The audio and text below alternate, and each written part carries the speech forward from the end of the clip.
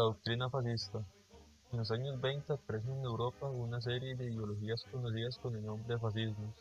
Entre sus ideas principales podemos destacar el Estado omnipotente, la desigualdad entre los hombres, que no todos los hombres son iguales, el liderazgo, sobre que la nación debe ser gobernada por el hombre excepcional, el imperialismo, sobre un pueblo superior tiene derecho a disponer de espacio para realizarse y debe por lo tanto conquistar otros países. La desconfianza de la razón. Cualquier persona demócrata dirá que los ideales fascistas son completamente irracionales, que no tienen ni pies ni cabeza. La Primera Guerra Mundial. Es verdad que Italia, al acabar la guerra, se encuentra en el bando de los vencedores.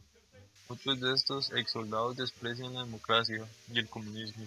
Están dispuestos a unirse y a seguir haciendo guerra contra cualquiera que perturbe el bienestar de la nación. La crisis económica. Después de la guerra suceden años de profunda crisis. La clase media suele ser, en este caso, la que peor escapa. Así, ahora la clase media, abocada a la ruina, odia a los obreros, sobre todo si son comunistas o socialistas, y los consideran antipatrióticos. Pérdida de beneficios de las industrias. Después de la guerra, los grandes empresarios han de afrontar enormes pérdidas. Al fin de evitar la presión obrera, los capitalistas italianos van a apoyar siempre a los fascistas, no solamente en la industria, sino también en el campo. Estos últimos recurren a estos grupos antes mencionados de ex-soldados que, a cambio de recibir un uniforme y un sueldo, están dispuestos a liquidar a cualquier campesino rebelde.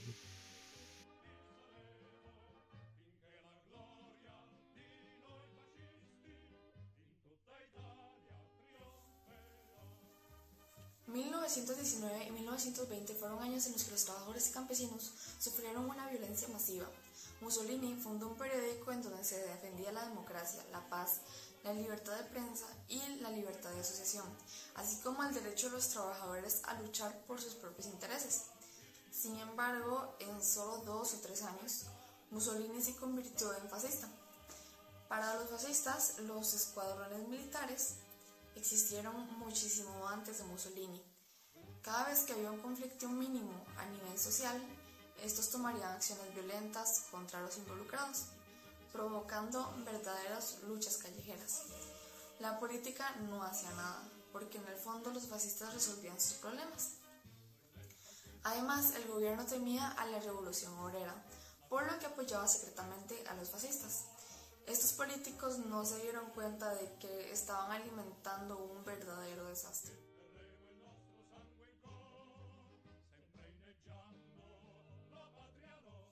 Al mismo tiempo, en el campo, muchos terratenientes dieron dinero a los fascistas para detener a los agricultores rebeldes.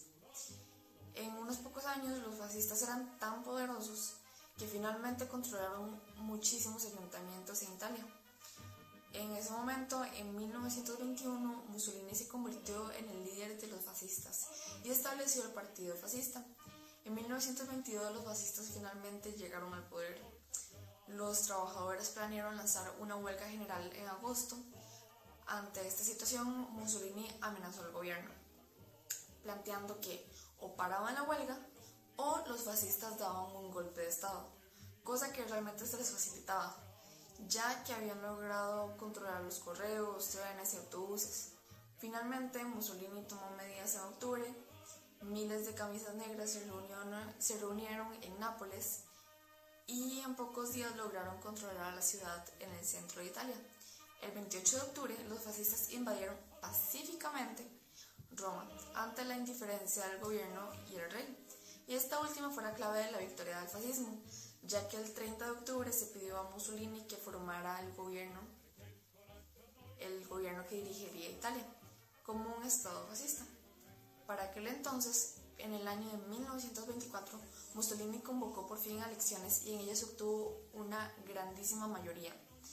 Esto levantó enormes protestas, pues estaba claro que el fraude electoral había dominado por completo el plebiscito.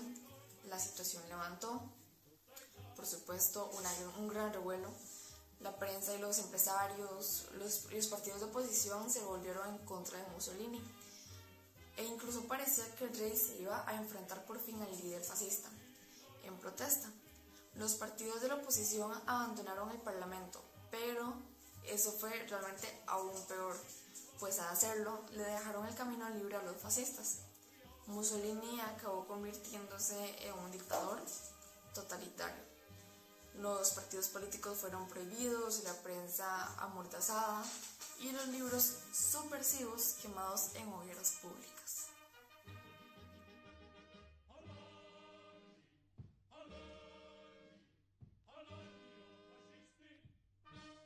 Desde el punto de vista económico tenemos que el capitalismo defiende la libertad o la autonomía de una empresa y el comunismo el fin de la propiedad privada. Ahora el fascismo constituye una tercera vía, en donde se apoya la autonomía de la empresa, la propiedad privada, pero controlada por el Estado. Esto quiere decir que durante el mandato de Mussolini las empresas tuvieron que seguir ciertos regímenes en productividad, contrataciones, precios y demás aspectos. Mussolini comprendió en Italia una gran campaña para el autoabastecimiento del trigo, llamada la Batalla del Trigo, pero desgraciadamente se abandonaron cultivos más rentables. Con esto Mussolini le dio una muy alta cotización, pensando que esto le daría a la economía italiana un gran prestigio, pero desgraciadamente pasó todo lo contrario. Por último, el gobierno italiano o fascista de esa época disecó pantanos, marismas, también incentivó el regadío y reforestó ciertas zonas del país, así como dándole viviendas a los campesinos. Pero esta política de acogida, por desgracia, nunca llegó a las zonas más pobres, que eran las zonas del sur. Después de todo esto, la Iglesia Católica y Mussolini tenían una buena relación, muy cercana, reconociendo al Papa como soberano de la Ciudad del Vaticano y reconociendo la independencia de la Santa Sede, así como implementando programas de educación religiosa en las instituciones.